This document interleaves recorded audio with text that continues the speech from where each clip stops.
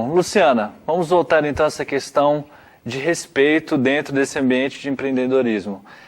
Como que deve ser a postura, né, do jovem empreendedor dentro da sua empresa, dentro do seu empreendimento, com os seus funcionários, para que ele tenha o respeito? A postura como líder, você Exatamente, fala. isso. É dar o exemplo, né? A primeira coisa é ele dar o exemplo, porque assim, não importa se ele é jovem ou não, né? Se ele é o dono, se ele é o líder ali, ou pode ser o coordenador, enfim, a gente está falando como dono, ele tem que dar o exemplo. Então, a gente vai muito na questão até da própria liderança mesmo. Uhum. A questão de saber falar com o funcionário, de saber pedir, Respeito, né? saber dar feedback, saber respeitar esse funcionário, mas também exigir esse respeito do funcionário. Se, de repente, o funcionário vem com uma graça assim, porque você é muito novo, você não... Não, né? Se eu estou aqui é porque eu posso, porque eu tenho sei potencial fazer. para isso, né? Eu tenho potencial. Então, vai muito da segurança que esse jovem empreendedor tem. Então, aí também não tem a ver com a idade. Porque tem muita gente... Tem a ver com postura, né? Tem muita gente que é mais velha que tem segurança do mesmo jeito. Então, não tem muito a ver com a idade, tem a ver... Porque é uma crença isso. É uma crença, muitas vezes, que foi colocada lá por nossos pais. Você tem que ficar... Aquela mesma crença que eu tenho que ficar vários anos na mesma empresa, é a crença que você só vai ter sucesso quando você tiver 40 anos. Na mesma empresa. Na mesma também, empresa, isso não acontece mais. A gente vê que o pessoal aí da internet, o pessoal que tá vindo aí, jovens, fazendo sucesso muito, muito cedo. A gente até vê esse exemplo aqui dentro do Novo Tempo, que a maioria da liderança são jovens, né, Luciana? Aqui a gente tem esse privilégio de ter uma empresa em que valoriza as pessoas jovens no crescimento e dando cargos de confiança para elas. Isso é importante. Sim, e é claro que ele vai ter o respeito, e a pessoa mais velha que vai lidar com esse jovem também tem que se dar o respeito. Né? Não tem essa coisa, eu estou aqui há mais tempo e ele foi promovido. Não tem a ver com tempo e nem com idade. Olha só, muito bom, viu, Cláudia? 1º de maio, hoje estamos falando aqui sobre jovens no mercado de trabalho. Daqui a pouquinho, depois do nosso intervalo, voltaremos. Mas vamos falar sobre entrevista de primeiro emprego. O pessoal tem medo, né, Cláudia? Muito!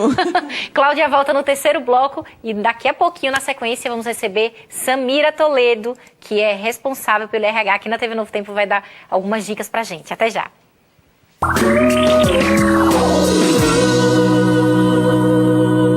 De maio, estamos falando aqui hoje no Conexão sobre jovens no mercado de trabalho, já falamos sobre jovens empreendedores, sobre a primeira entrevista e agora vamos falar sobre capacitação dos jovens para serem inseridos no mercado de trabalho. Olha só, agora no nosso 3º bloco com a Samira, que é coordenadora de RH, e com a coach Cláudia.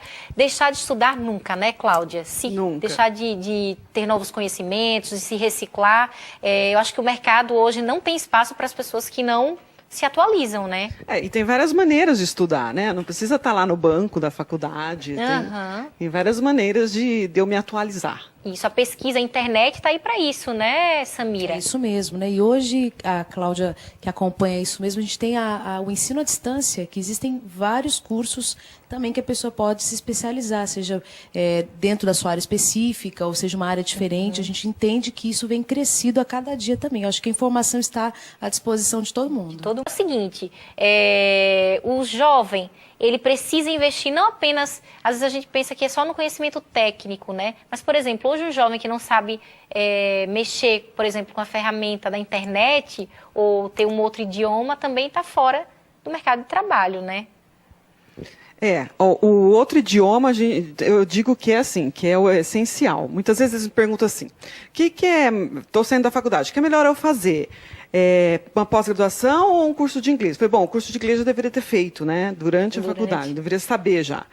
Mas o inglês, talvez, né? Ou outro idioma, talvez o espanhol, dependendo com que você quer trabalhar. Porque, assim, demora muito mais para você ter fluência no idioma do que você fazer uma pós-graduação. A pós-graduação é 18 meses. Tem tempo para começar e terminar. Às vezes você pode levar um pouco mais de tempo para Isso. entender um idioma, então, né? as empresas, muitas vezes, elas contratam alguém que tem o inglês fluente, mas não tem uma experiência ou não tem grandes pós-graduações que podem fazer, do que alguém que não consegue se comunicar com outra língua. Mas aí também, assim, emendar logo a pós-graduação também não é legal, porque assim, muitas vezes a pessoa já emenda, não sabe nem o que quer fazer, já emenda só para também continuar estudando. saiba o que quer fazer também, para realmente aproveitar essa É pós-graduação. importante ter foco, né? Ter foco, porque saber senão pra onde começa, vai quer. fazer uma faculdade, 2, 3, 4, 5 pós-graduação e nunca vai trabalhar, né? Só vai Pois é. estudar. Inclusive, é uma dúvida recorrente, né? Por exemplo, você acaba uma graduação, você quer investir nos estudos. O ideal seria você, de repente eu posso fazer uma outra graduação para ter uma outra oportunidade de trabalho em uma outra área, né? O ideal é você investir numa graduação ou você investir numa pós-graduação, se especializar em um tema específico. Posso responder? Pode. O ideal é você não ter que fazer outra faculdade, né? Você escolher bem lá no ensino médio para você acabar a faculdade e já ter escolhido bem. Mas o que acontece, como eu falei no primeiro bloco, as pessoas não escolhem bem, acabam a faculdade perdidas sem querer ou faz para agradar os pais, de repente. Então, quando se faz outra graduação? Quando realmente eu não quero, eu escolho, aí eu vou redirecionar a carreira. E o que eu vou escolher precisa realmente de uma outra graduação, não tem como eu fazer com a graduação que eu tenho, ou é um complemento que realmente eu não vou conseguir com cursos rápidos ou através de especialização. Porque fazer outra graduação, muitas vezes, não vai te trazer assim grandes, às vezes com um curso breve. Por exemplo, eu preciso saber finanças, eu não vou fazer um curso de administração de empresas. Quanto mais tempo passa, mais difícil uma colocação no mercado. Mais difícil. A gente sempre fala da prioridade que os jovens têm que dar para a capacitação técnica, né? Para você investir na graduação, pós-graduação, mestrado e tal, enfim. Mas a gente esquece de falar que hoje o mercado de trabalho, ele não tem mais espaço para uma pessoa que é capacitada apenas tecnicamente, que não sabe se relacionar bem no ambiente de trabalho, né? Eu até vou acrescentar, Luciana, quando você falou sobre isso aí, porque é engraçado que quando eu estava na faculdade se falava muito disso. Antes era o QI, né, capacidade, o quociente de inteligência, né? E depois se fosse veio o quê? Indicação. Não, o que? Não. Essa menina me surpreende a cada dia. E depois veio o quê? Quando eu estava na faculdade, esse era o princípio, né? O coeficiente emocional, você saber se relacionar. Tem até um livro famoso que fala sobre isso, né? Daí vai para a sua pergunta, Luciana, que é mais ou menos isso, né? O Daniel Goleman, né? Inteligência emocional. Uhum. Então, muitas pessoas são muito inteligentes intelectualmente ou estão numa posição... Isso acontece muito com a liderança. A gente vê, eu dou aula também, eu dou aula em pós-graduação, e os alunos reclamam também muito dos seus chefes, né? Que são lá seus chefes, mas não sabem lidar, aquilo que a gente estava falando, e são grosseiros, não tem relacionamento. Então, o que é inteligência emocional? É autoconhecimento, você se conhecer. Você tem empatia com as outras pessoas, relacionamento inter e intrapessoal, você saber o que acontece com você saber dar um feedback, você ter liderança. Então, essa é a parte emocional. Isso é muito importante. E muito avaliado hoje pelas empresas. Isso é o que aquele moço lá, aquela moça que falou que não tem defeito, vai ser avaliado. Né? Exatamente, porque todo mundo precisa se relacionar dentro de uma empresa, ainda que você tenha uma função que não trabalhe em equipe. Mas, de alguma forma, você vai se relacionar. Então, é muito importante.